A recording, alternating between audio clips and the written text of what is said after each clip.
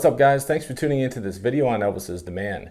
So there's been some footage coming out recently that's new to me and new to a lot of people.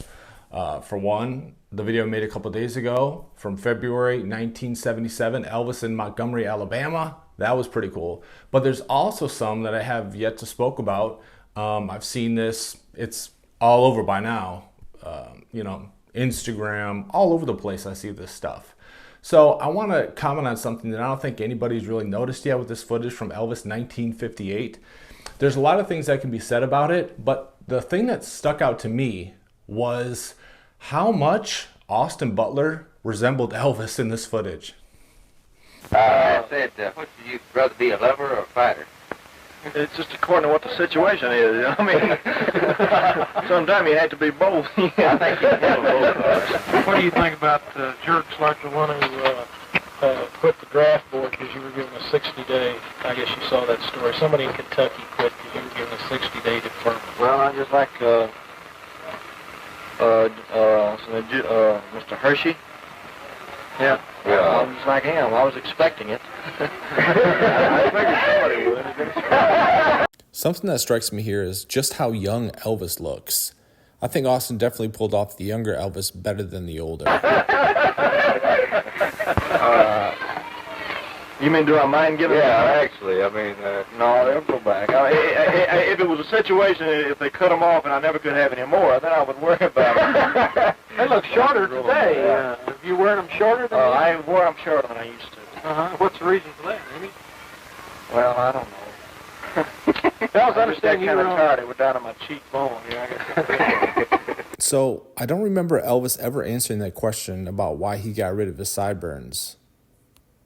Maybe he felt like once he started getting into the movies that maybe the roles didn't call for like long sideburns. So after Love Me Tender, he sort of started to trim them up again. I think sideburns definitely suited Elvis and the rebellious image, but he also looks good having them shorter. And we know in 1960, when he got out of the Army, and he actually could grow the sideburns back, he didn't. When I look at this footage, I think of like Elvis being just so full of life. I mean, this was 7 months before his mom died, and he didn't know what was coming. I think most Elvis fans are happy with the job that Baz and Austin and Tom Hanks did with the movie. And I thought, Austin, he came off good. He didn't look like some stupid, corny Elvis impersonator. That's one of the things I did not want to happen.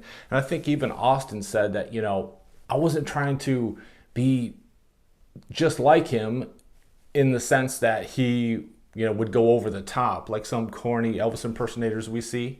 Not that all are corny, because I know a lot of impersonators follow this channel.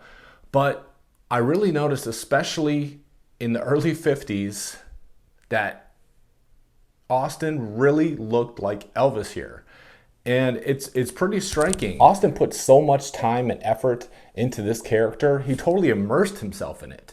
He watched all the Elvis movies, studied the footage, read books on him, came to certain Elvis channels, checked out the channels to see what the fans were saying and what real fans are posting.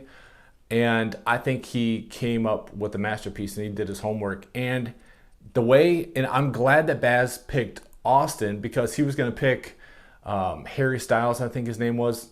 Baz picked the right guy in Austin. And if you're like me, tell me what you think in the comments. Don't you think that Austin really resembles Elvis here?